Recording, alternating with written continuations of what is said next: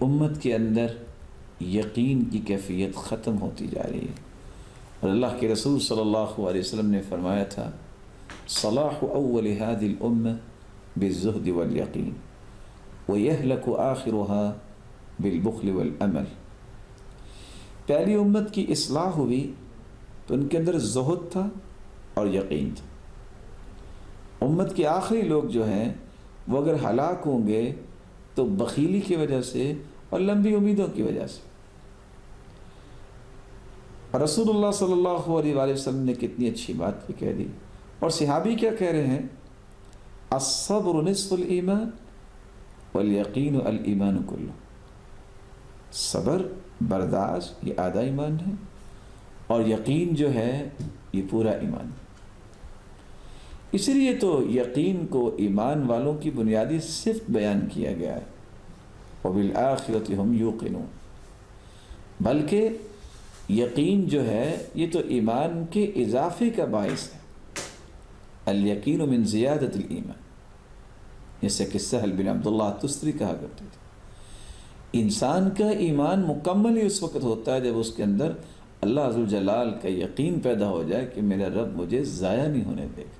الیقین ملاک القلب، ابو بکر الوراق کہا کرتے تھے کہ دل کے اندر ایمان اس وقت جو ہے وہ جگہ بناتا ہے جب انسان کو اللہ پر یقین ہو جاتا ہے۔ محسنین کا بنیادی وصف بیان کیا گیا ہے، محسنین وہ ہیں الذین یقیمون الصلاۃ، جو نمازیں پڑھتے ہیں، ویؤتون الزکاۃ، اور وہ زکوٰۃ کو ادا کرتے ہیں، وہم بالآخرۃ ہم یوقنون، اور آخرت پر یقین رکھتے ہیں۔ اور آخرت پہ یقین رکھنے کا معنی ہے کہ ایک مالک ہے جس نے حساب لینا ہے، اس مالک پہ یقین رکھنا کہ وہ دنیا میں جو نیکیاں کرنے والا ہے اس کو ضائع نہیں کرتا، وہ کسی کے اعمال کی قدر کرتا ہے، اس کو ضائع نہیں ہونے دیتا۔ افضل ترین عمل کے بارے میں بھی اللہ کے رسول نے فرمایا وہ یہ ہے ایمان لا شک فی، ایسا ایمان ہونا چاہیے کہ اس میں شک کی گنجائش نہ۔ رسول اللہ صلی اللہ علیہ وسلم پر قرآن نازل ہوا ہے، آج امت کو لیڈرشپ کی ضرورت ہے اور قیادت اس کو نصیب ہوتی ہے۔ وَجَعَلْنَا مِنْهُمْ أَئِمَّةً يَهْدُونَ بِأَمْرِنَا لَمَّا صَبَرُوا وَكَانُوا بِآيَاتِنَا يُوقِنُونَ، جن کے اندر صبر اور برداشت ہوتی ہے اور جو یقین رکھتے ہیں اللہ تعالیٰ قیادت انہیں نصیب کرتے ہیں۔ اور امام ابن تیمیہ رحمۃ اللہ علیہ اس لیے کہا کرتے تھے بِالصَّبْرِ وَالْيَقِينِ تُنَالُ الْإِمَامَةُ فِي الدِّينِ، برداشت اور یقین یہ انسان کو دنیا میں دین کا ایک لیڈر بنا دیتے۔ اور رسول اللہ صلی اللہ علیہ وسلم نے اس لیے تو امت کی رہنمائی کی کہ تم جب تک یقین سے نہیں مانگو گے اللہ تعالیٰ سے اس وقت تک تمہاری دعا قبول نہیں ہوگی۔ ادعوا اللہ وانتم موقنون بالاجابہ، یقین جب انسان کو اللہ تعالیٰ پہ ہو جائے، وہ لا الہ الا اللہ، اشہد ان لا الہ الا اللہ وان محمد الرسول اللہ یقین کے ساتھ پڑھ لے تو یہ کلمہ اس قدر عظیم ہے، یرجع ذلک الی قلب موقن الا غفر اللہ لہا، اللہ اس کے گناہوں کو معاف کر دیتے۔ یہ یقین ہی انسان کو قبر میں فائدہ دے گا، یقین والا ہی صحیح جواب دے پائے گا، اور فرشتے خود کہیں گے کہ تم نے یہ جو اچھے جواب دیے ہیں، تم یقین کے ساتھ زندہ تھے اور آج یقین نے تمہیں فائدہ دے دیا۔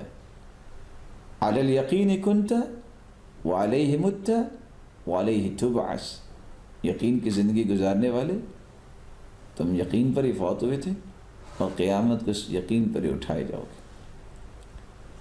اس لیے رسول اللہ صلی اللہ علیہ وآلہ وسلم نے فرمایا کہ جس شخص کے اندر یقین آ جاتا ہے وہ جنت میں جائے گا۔ آج مجھے اور آپ کو یہ یقین ہونا چاہیے کہ جو میرے رب نے لکھا ہے وہ ہونا ہے۔ ضروری نہیں کہ یہ وبا ہر ایک کو پہنچے گی، اور ضروری نہیں کہ جن کو یہ وبا پہنچے وہ فوت ہی ہو جائیں گے، اور ضروری نہیں ہے کہ جن کو وبا نہیں پہنچے گی وہ زندہ رہیں گے، فیصلہ پھر بھی اللہ کا ہوگا۔ کتنے ایسے لوگ فوت ہو جائیں گے جن کو وبا پہنچی نہیں ہوگی، کتنے ایسے لوگ ٹھیک ہو چکے ہیں جن کو یہ کرونا وائرس کی پریشانی تھی، اللہ نے ان کو صحت یاب کر دیا۔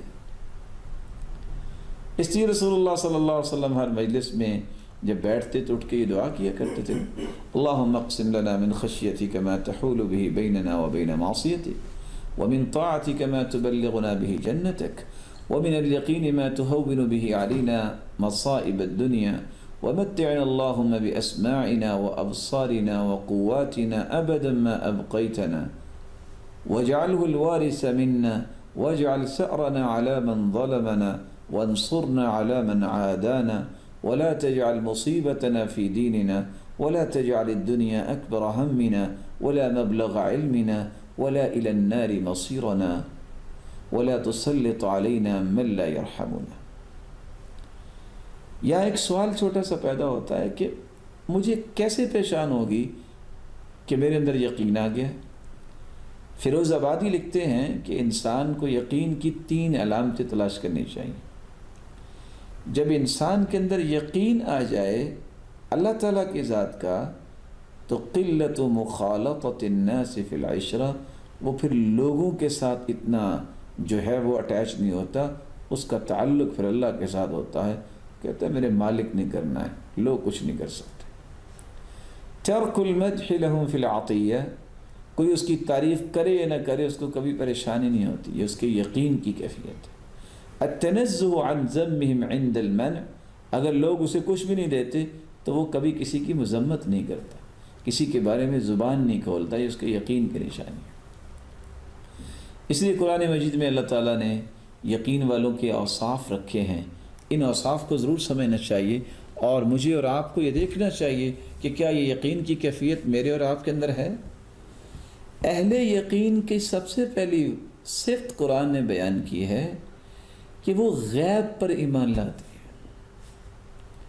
آج ٹیبلٹ اور کیپسول اور ویکسین اور طرح طرح کی چیزیں میں نظر آتی ہیں، اس پہ تو ایمان ہوتا ہے کہ اس سے بچ جائیں گے، میں ماسک پہن لوں گا اس سے بچ جاؤں گا. اللہ پہ بھی یقین ہونا چاہیے وہ بچائے گا.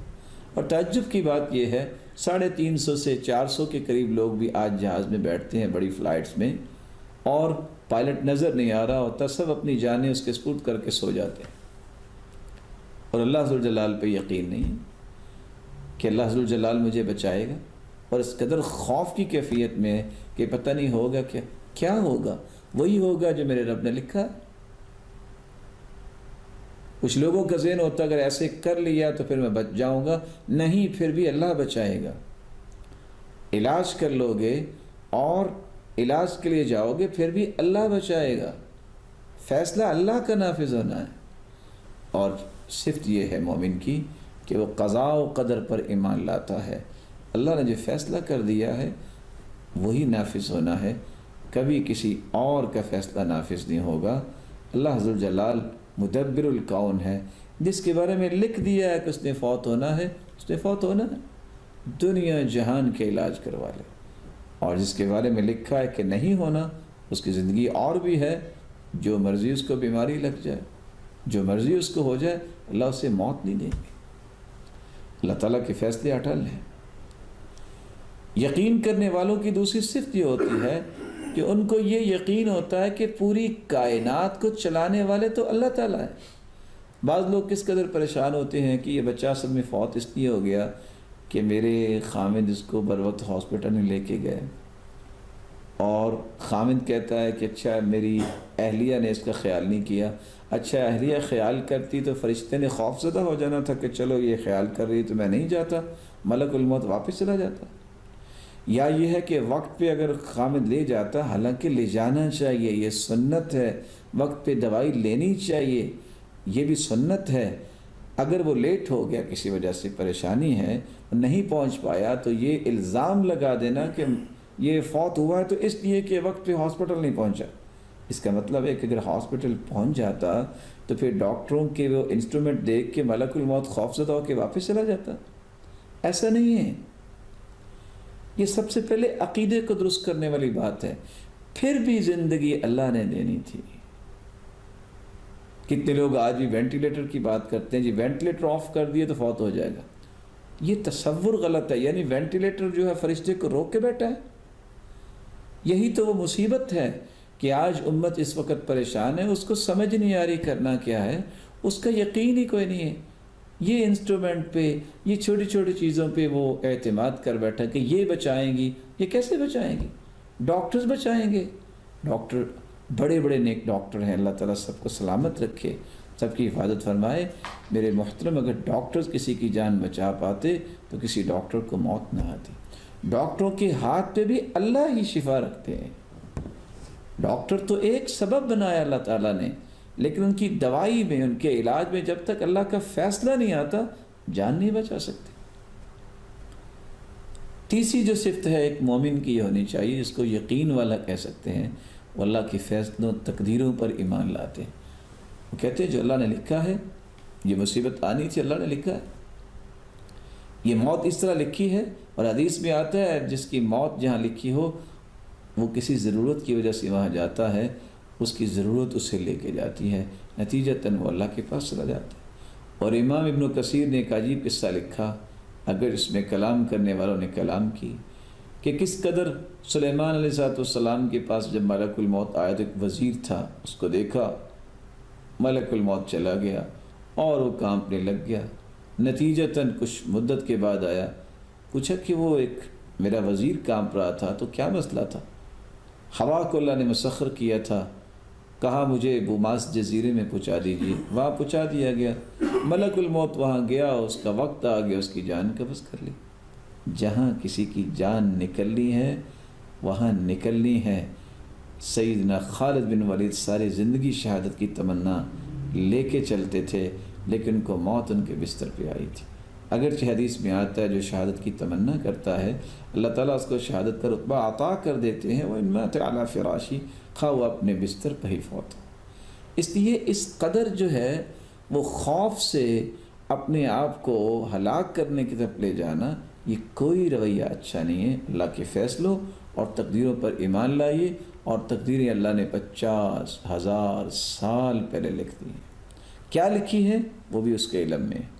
ہمیں تقدیر کا مکلف نہیں بنایا گیا کہ ہم دیکھیں کہ لکھا کیا ہے، ہمیں مکلف بنایا گیا ہے اعملوا فکل میسر لما خلق لہ، تم عمل کرو، احتیاطات اختیار کرو، عمل میں سے نماز پڑھو، اسی طرح اپنے آپ کو باوضو رکھو، اور اسی طرح رسول اللہ صلی اللہ علیہ وسلم نے فرمایا کہ غسل کرو، اپنے صحنوں کو صاف ستھرا رکھو، صفائی کا خیال رکھو۔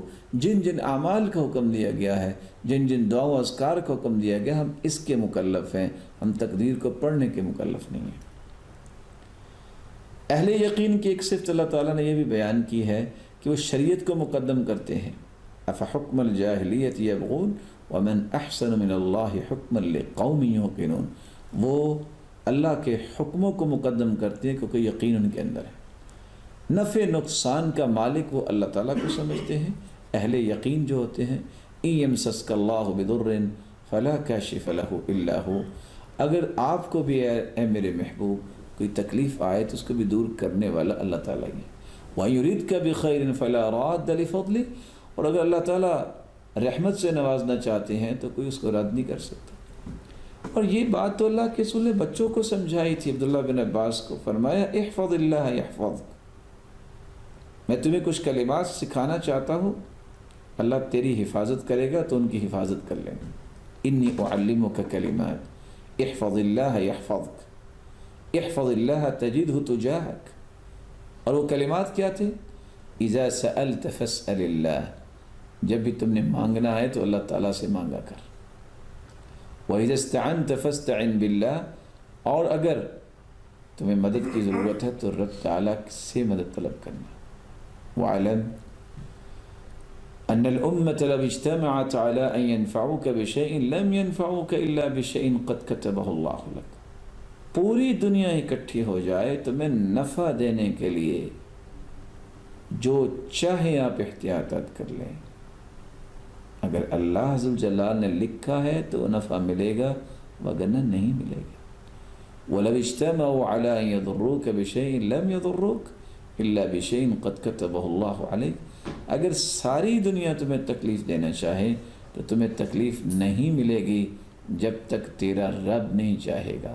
اس لیے اللہ ذوالجلال پر یقین رکھنا اور اللہ ذوالجلال کے خوف اپنے اندر پیدا کرنا، یہ وہ صلاحیت جب تک مسلمانوں کے اندر نہیں آئے گی اس وقت تک یہ پریشانیاں ان سے دور نہیں ہوں گی۔